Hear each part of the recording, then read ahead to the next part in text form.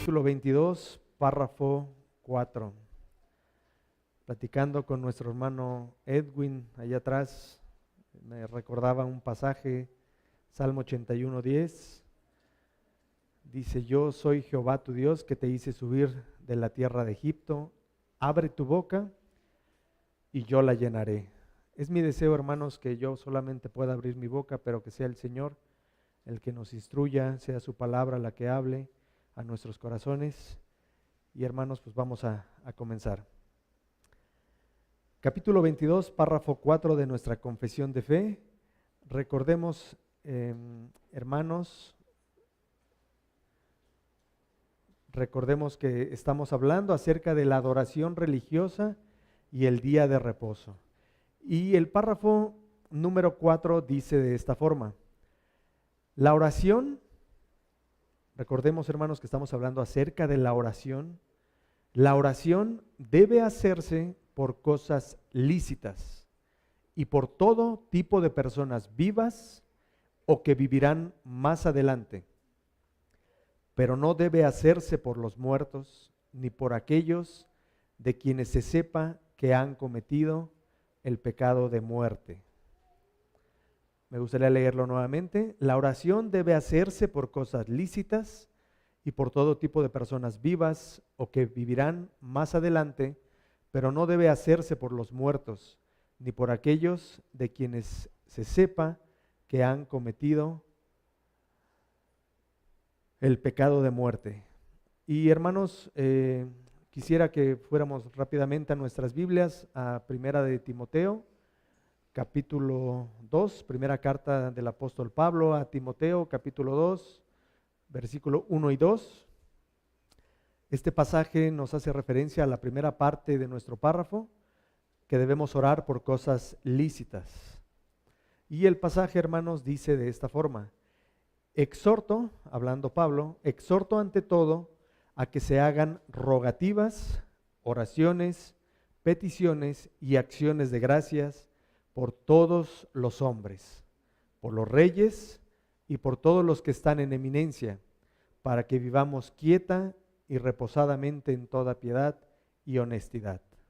Dice el pasaje, hermanos, que Pablo nos exhorta a que estemos orando, que hagamos rogativas, que hagamos peticiones, acciones de gracias por todos los hombres. Y específicamente Pablo menciona reyes, por todos los que están en eminencia, para que vivamos quieta y reposadamente. También, hermanos, el párrafo nos habla más adelante y dice que debemos orar por todas las personas que vivirán más adelante. Y segundo libro de Samuel, capítulo 7, versículo 29, si quieren escucharlo o si quieren trasladarse al segundo libro de Samuel, capítulo 7, 29, tenemos este ejemplo donde se nos dice lo siguiente: ten ahora a bien bendecir la casa de tu siervo. Déjenme voy rapidísimo. Quisiera leer desde el 24, perdón, hermanos, quisiera leer desde el 24 para tener un poco de contexto. Porque tú estableciste a tu pueblo Israel por pueblo tuyo para siempre. El Señor está hablando David, y están hablando de la promesa del pueblo. Pues Dios había elegido al pueblo de Israel para ser su pueblo y para ser su pueblo para siempre. Y tú, oh Jehová, fuiste a ellos por Dios. Ahora pues, Jehová Dios, confirma para siempre la palabra que has hablado sobre tu siervo y sobre su casa, y haz conforme a lo que has dicho. Que sea engrandecido tu nombre para siempre y se diga: Jehová de los ejércitos es Dios sobre Israel, y que la casa de tu siervo David sea firme delante de ti. Porque tú, Jehová de los ejércitos, Dios de Israel, revelaste al oído de tu siervo diciendo: yo te edificaré casa. Por eso tu siervo ha hallado en su corazón valor para hacer delante de ti esta súplica. Ahora pues, Jehová Dios, tú eres Dios y tus palabras son verdad, y tú has prometido este bien a tu siervo. El pasaje 29 dice: ten ahora a bien bendecir la casa de tu siervo, para que permanezca perpetuamente delante de ti, porque tú, Jehová, Dios, lo has dicho, y con tu bendición será bendita la casa de tu siervo para siempre. Aquí David, hermanos, habla de su casa, habla de su descendencia, habla de una permanencia perpetua delante de ti. Obviamente, todo el pueblo escogido no había nacido, el pueblo no había sido ni siquiera considerado, no se imaginaba, pero sin embargo David oraba ya por ese pueblo, oraba ya previendo la bendición de Dios por todo el pueblo escogido. Él alzaba a Dios la oración y pedía la bendición para ese pueblo. Entonces, hermanos, la oración debe hacerse por cosas lícitas, por todo de personas vivas o que vivirán más adelante. Y quisiera pasar a una tablita, me gustaría verla. Dice lo siguiente, eh, y es como lo vamos a tratar el párrafo, hermanos. Me gustaría poder, si quieren regresamos una diapositiva más, nada más para introducir cómo vamos a estar estudiando este párrafo. Va a ser de una forma muy sencilla, hermanos. La oración debe de hacerse nos enseña este párrafo por qué cosas debemos orar, y lo vamos a dividir en la oración debe de hacerse por, y la oración no debe o no debería de hacerse por ciertas cosas. Y la primera tabla, hermanos, que vamos a ver, nos dice que la oración debe hacerse por cosas lícitas. Vimos el pasaje de Timoteo, donde Timoteo nos exhorta, Pablo, en la carta a Timoteo nos exhorta a orar por todos los hombres, y el párrafo nos explica de orar por cosas lícitas. Esto significa simplemente que la Escritura, hermanos, la palabra de Dios, debe de ser nuestra guía cuando hacemos peticiones a Dios, y podemos pedir solo por aquellas cosas que están en conformidad con la palabra de Dios. Hermanos, hay un mundo de situaciones específicas, pero si lo podemos resumir en que la Escritura es nuestra guía para poder pedir a Dios, hermanos, estamos orando y estamos yendo por un buen camino. Filipenses nos dice que por lo demás, hermanos, todo lo honesto, todo lo puro, si hay virtud alguna, si hay no digno de alabanza, en esto pensad. Son las directrices, hermanos, que tenemos respecto a la oración. Hermanos, oramos por los alimentos. El Padre Nuestro es una estructura de cómo deberíamos orar. Orar por el pan nuestro de cada día, por santidad, pedir perdón por nuestros pecados.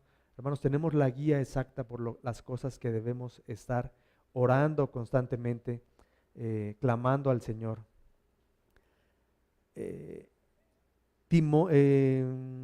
Timoteo, hermanos, en ese pasaje usa unas palabras, usa 4 palabras, hermanos, para referirse a la oración.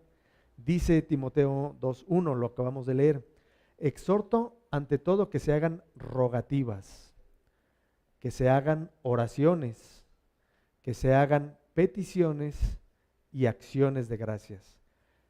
Hermanos, no nos vamos a meter a estudiar Timoteo, no es el punto, pero hermanos, desglosándolo rápidamente, rogativas nos habla de peticiones humildes con el propósito de ser librados de ciertas necesidades grandes, como aflicciones, enfermedades, necesidades espirituales. En Timoteo 2 también Pablo nos menciona acerca de hacer oraciones. Son solicitudes, hermanos, presentadas ante Dios para recibir su ayuda, recibir su bendición en nuestras circunstancias particulares. Habla también Pablo en Timoteo hacer peticiones, las cuales, hermanos, son solicitudes por las cuales rogamos a favor de otros, exponiendo sus necesidades y dificultades ante el Señor.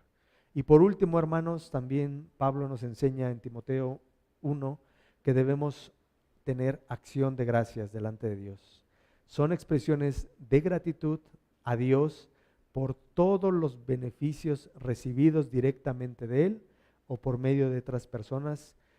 Y también añadiendo un poco, dice Job, recibiremos lo bueno de Dios y lo malo no. Agradecer, hermanos, por cada cosa, porque Dios es soberano. Entonces así lo resume Pablo, orar por cosas lícitas. También, hermanos, el párrafo nos dice por qué debemos orar. La oración debe de hacerse nos dice por todo tipo de personas vivas. Hermanos, creo que es obvio, resulta cierta obviedad para nosotros, pero recordemos, hermanos, que la confesión de fe quería atacar muchos puntos que estaban en conflicto, sobre todo con la Iglesia Católica Romana. Entonces, la confesión de fe aclara que debemos orar por todo tipo de personas vivas. ¿Y a qué nos referimos por toda clase, por todo tipo de personas vivas? Hermanos, por toda clase de personas. Llámese prójimo, llámese familia, llámese autoridades, llámese enemigos, etcétera. Hermanos, debemos orar por nuestros enemigos, debemos orar por los que nos persiguen, debemos orar por nuestra familia, por nuestros hijos, por nuestros padres, por nuestros tíos, debemos orar por nuestros jefes, debemos orar por nuestros empleados, debemos orar por nuestros gobernantes. Hermanos, la Biblia no se resume a orar por algunos otros, ¿no? Orar por todos los hombres. Y eso implica, hermanos, pues orar a veces por personas que no queremos orar. Y la Biblia nos invita y nos exhorta, hermanos, a orar por las personas que en nuestro corazón no está el deseo de hacerlo. A veces quisiéramos orar pidiendo el mal, queremos o simplemente ignorarlo en nuestro corazón, pero el Señor nos exhorta a orar por nuestros enemigos también. ¿Por qué otra cosa debemos orar? La oración debe de hacerse según nuestro párrafo, por personas que vivirán más adelante. Veíamos el ejemplo de la casa de David. Él oraba por el pueblo escogido de Dios, oraba por una bendición. Y hermanos, eso se resume a personas que aún no han nacido, pero van a nacer. Pensemos, hermanos, cuántas veces no se ha orado por un matrimonio y se ora por sus futuros hijos. No han nacido, pero hermanos, ya oramos por ellos. ¿O qué tal de los nietos? Los que tienen nietos, a lo mejor ya están orando por nietos. Y hermanos, es increíble pensar, imaginar, ya cuando veas a tu nieto, no sé, de 15 años, 13 años, recordar, hermano, que tú orabas por él, aunque tú no lo conocías, él no había nacido, pero Dios movía nuestros corazones a orar por esas personas. Recordemos, hermanos, cómo Ana lloró, suplicó por un hijo. Recordarán que estaba en el templo y pensaron que estaba ebria porque ella derramó su corazón. Ella clamaba por un hijo que no tenía. Abraham y su descendencia. Y hermanos, ahí me recuerda, un pequeño paréntesis, hermanos. Mi esposa en específico, ella oraba por un varón. La oración que orábamos todas las noches era: Dios, permítenos un varón. Y pues nació Elián, el Señor lo concedió. Y Elián significa mi Dios ha contestado. Entonces, hermanos, la Biblia nos invita a orar por hijos, por nietos, por familiares a lo mejor que van ante hermanos, como el poder de la oración trasciende pues no solo a las personas que están viviendo, sino las que nacerán y vivirán más adelante. En resumen, hermanos, para cerrar esta parte, los principios que gobiernan la oración son sencillos. La oración debe hacerse por cosas lícitas, que la Escritura debe ser nuestra guía cuando hagamos esas peticiones, y que estén aquellas cosas conforme con la palabra de Dios. La segunda tabla, hermanos, lo quise manejar así: ¿por qué cosas debemos orar?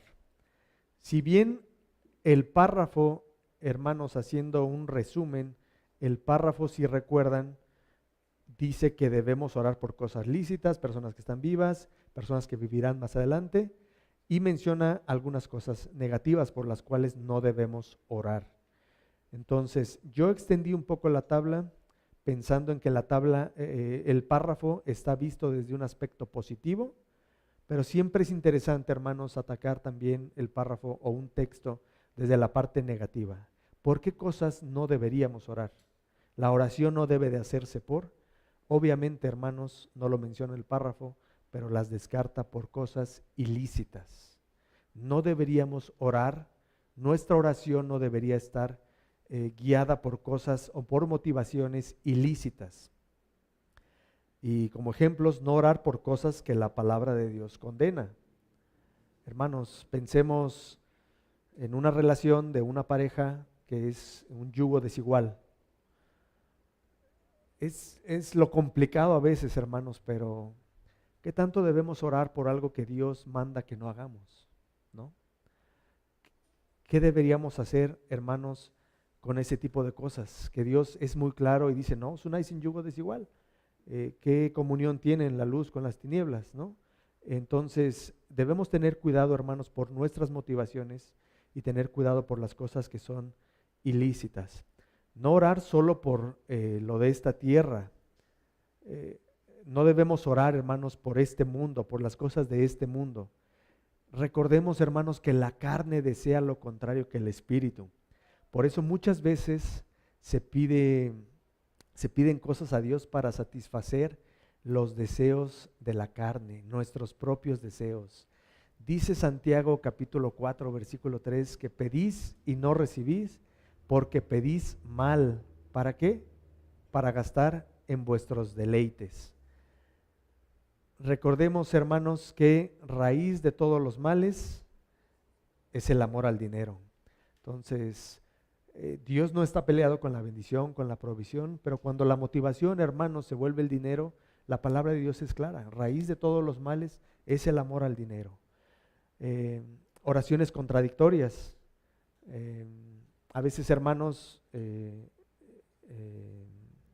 pues pedimos por la salud. Señor, cuídame, dame salud, quítame esta enfermedad. Pero, hermanos, venimos acarreando malos hábitos y seguimos conservando muy malos hábitos. No hacemos ejercicio. El Señor nos pide que obviamente cuidemos nuestro cuerpo, es de testimonio. Mantengámonos sanos también para su servicio.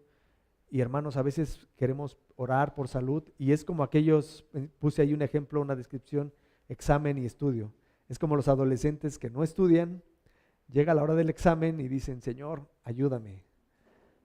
Queremos que el Señor resuelva el examen, pero hermanos, no hicimos nuestro trabajo. A eso nos referimos con oraciones contradictorias. Hay oraciones que se contraponen a nuestras acciones, entonces, pues Dios no escucha ese tipo de oraciones, hermanos, o Dios no bendice esas oraciones. Recordemos también, hermanos, el fariseo y el publicano. El fariseo, recordarán, puesto en pie, oraba consigo mismo. Dios, te doy gracias porque no soy como los otros hombres, ladrones, injustos, adúlteros, ni aún como este publicano. Ayuno 2 veces a la semana, doy diezmos de todo lo que gano. Y dice que el publicano, estando lejos, no quería ni aún alzar los ojos al cielo, sino que se golpeaba el pecho diciendo, Dios, sé propicio a mí, pecador. Hermanos, el fariseo oraba por cosas ilícitas, a pesar de que eran cosas buenas, hermanos, pero él lo hacía de la forma incorrecta. Tengamos cuidado, hermanos, cómo oramos, cómo lo hacemos. Hermanos, también por todo aquello que va en contra de la voluntad de Dios. No debemos orar, hermanos, por todo aquello que va en contra de la voluntad de Dios. Ahí no me voy a meter, hermanos, en tema, creo que es bastante claro. Hermanos, no orar por algo que va en contra de la voluntad de Dios. Regresando al tema del yugo desigual, si un chico o una chica se pregunta, Dios, ¿será tu voluntad que me case con esa mujer que no es creyente? Creo que la respuesta es obvia, ¿no? Entonces, hermanos, tengamos cuidado con las cosas que pedimos y pensemos siempre en no ir en contra de la voluntad de Dios. ¿Qué otras cosas, hermanos, la oración no debe de hacerse? ¿Por qué otras cosas? Dice, por todo tipo de personas no vivas o personas muertas. Nuevamente, hermanos, para nosotros puede ser obvio, puede ser, claro, la vida termina, la muerte se acaba todo y listo, no hay más que hacer. Pero recordemos, hermanos, que la confesión de fe tenía un conflicto con personas que peleaban por la oración por los muertos. La Iglesia Católica Romana es una práctica a veces todavía común en nuestros días, no solo de esta iglesia, sino de otras iglesias o sectas, orar por los muertos. Y hermanos, hay un pasaje muy claro y quisiera que fuéramos ahí el pasaje, déjenme llegar, segundo libro de Samuel 12, 21 al 23. Segundo libro de Samuel 12, 21, 23. Hermanos, estamos nosotros leyendo Samuel, es un pasaje que tenemos fresco. Recordemos, hermanos, el contexto de este pasaje. David, en el tiempo que los reyes salen a la guerra, se queda en su palacio, ve a una mujer llamada Betsabé, comete pecado de adulterio, eso lo lleva a un asesinato, una serie de pecados, es exhortado por el profeta Natán, y el profeta Natán pues obviamente le advierte de las consecuencias de su pecado, y una de las consecuencias es que iba a morir ese hijo de la relación entre David y Betsabé. Y es donde está este pasaje, y sus siervos, el bebé estando obviamente enfermo, muere, y sus siervos le dijeron sus siervos, ¿qué es esto que has hecho? Porque el niño, viviendo aún, le dicen a David, tú ayunabas, tú llorabas, pero ya muerto el niño, te levantaste, comiste pan, como si no le importara, decían los siervos. Y versículo 22, y él respondió, viviendo aún el niño, yo ayunaba y lloraba diciendo, ¿quién sabe si Dios tendrá compasión de mí y vivirá el niño? Mas ahora que ha muerto, ¿para qué he de ayunar? ¿Podré yo hacerle volver? Yo voy a él. David sabía claramente que él iba a morir también como su hijo. Yo voy a él, mas él, David estaba seguro que él no volvería de los muertos, mas él no volverá a mí. Y eso nos deja una gran enseñanza, hermanos, porque lo único que podemos ver, hermanos, en la Biblia y en este párrafo, es que las personas, hermanos, una vez que mueren, es el juicio y no hay más. No hay oportunidad. Lo vemos en la parábola del rico y Lázaro. Es más que evidente, hermanos, es claro cómo muere el rico, muere Lázaro y no había más que hacer. No había más que hacer, no podemos orar. Hay muchos textos que nos hablan, me refiero a escritos, estudios, que nos hablan de que cuál sería la intención de orar por un muerto. ¿Acaso Dios puede obrar? No. Dios deja claro que tenemos la oportunidad, hermanos, en vida de conocerle, de arrepentirse, de creer, de servirle, de trabajar para su obra. Y hermanos, una vez muriendo, no hay nada más que podamos hacer. Por lo tanto, la palabra de Dios y nuestra confesión de fe, hermanos, es muy clara que no debemos orar por personas no vivas o personas que estén muertas. Y bueno, mencionábamos el caso de David y su hijo como el versículo que aparece en el párrafo, y pues también tenemos ejemplos como el rico y Lázaro. Y nuevamente recordarles, hermanos, el conflicto que existía entre la iglesia de orar por los muertos, interceder por ellos, tratar de pagar en vida los parientes por las deudas o pecados de ellos.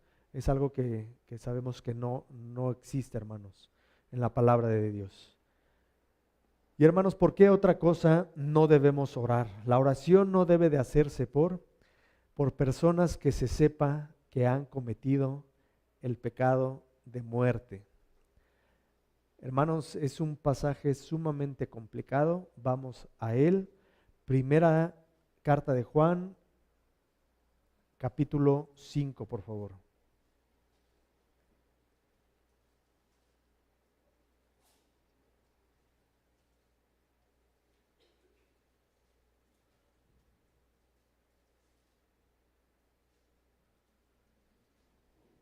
Los versículos que nos interesan un poco, hermanos, es el 16. Voy a leerlo. 5, primera carta de Juan, 5, 16. Si alguno viere a su hermano cometer pecado que no sea de muerte, pedirá, y Dios le dará vida. Esto es para los que cometen pecado que no sea de muerte.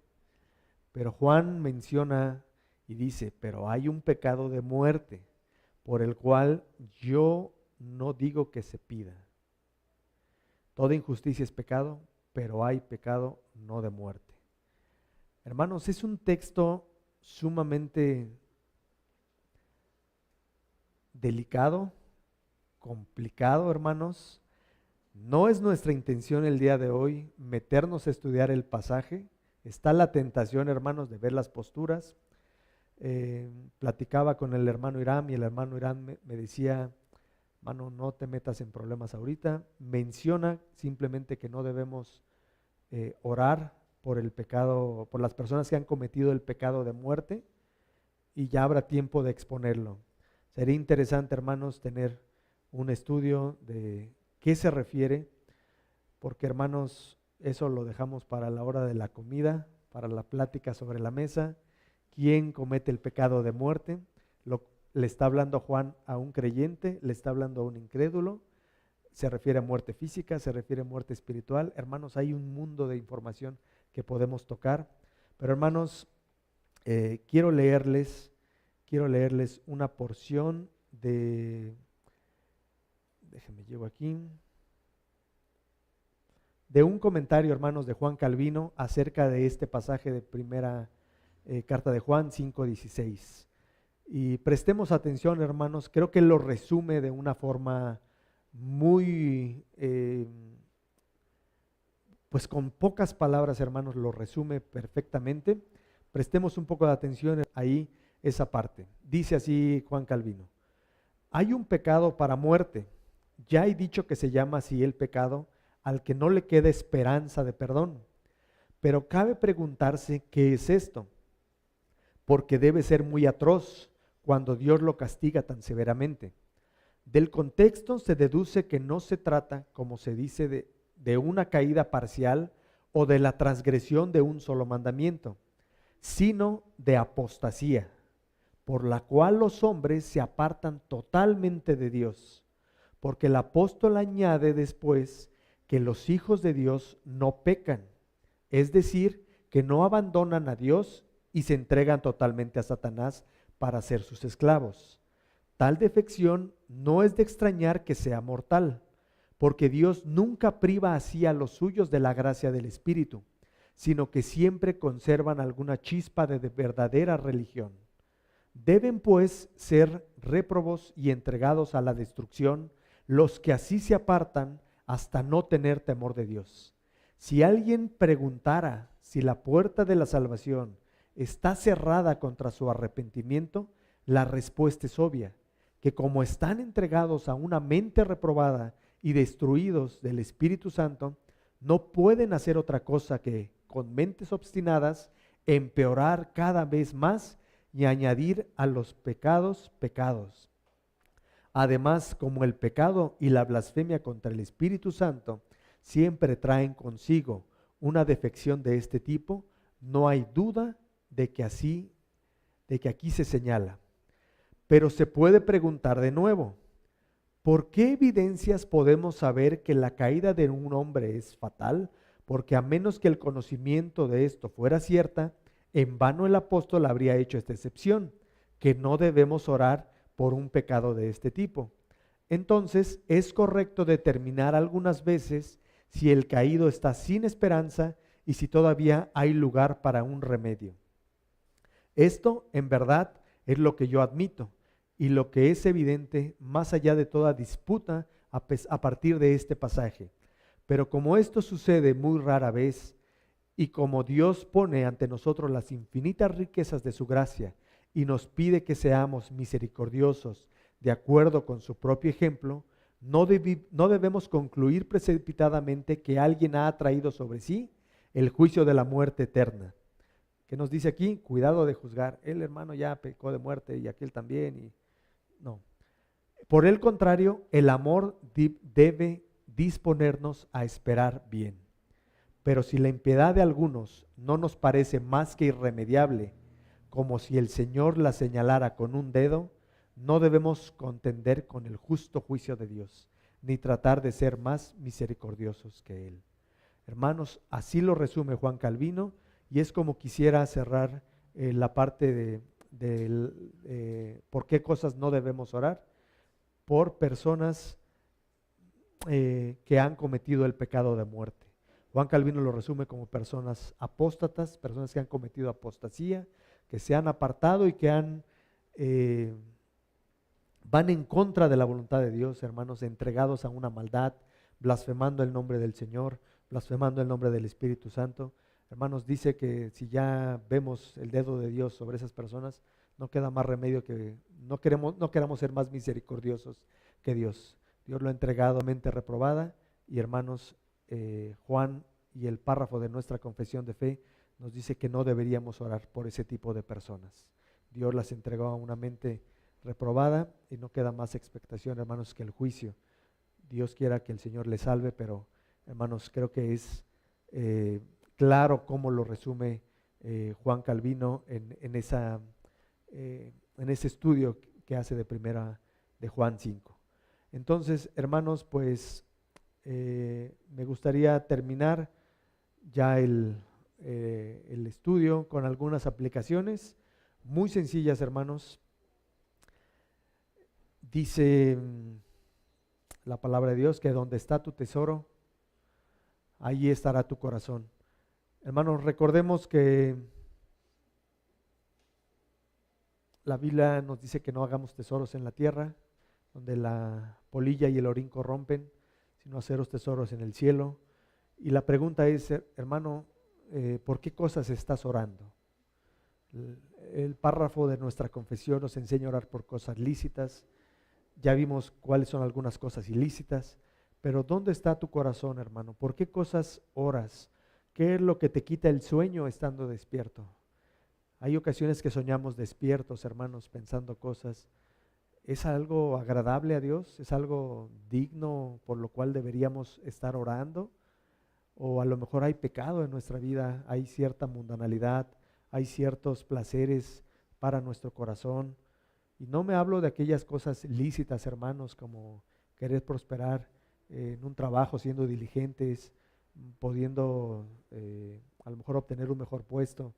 Eso es de testimonio, hermanos, y creo que Dios no está peleado con eso, pero hablamos del corazón, de los deseos más profundos del corazón, cuando hay cierta carnalidad en nuestros pensamientos, en nuestros deseos.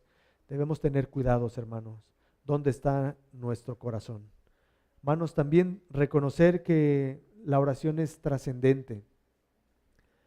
Como veíamos, hermanos, el orar por nuestros hijos, orar por nuestros nietos, hermanos, es algo que trasciende no solo la vida de estas personas, sino el tiempo.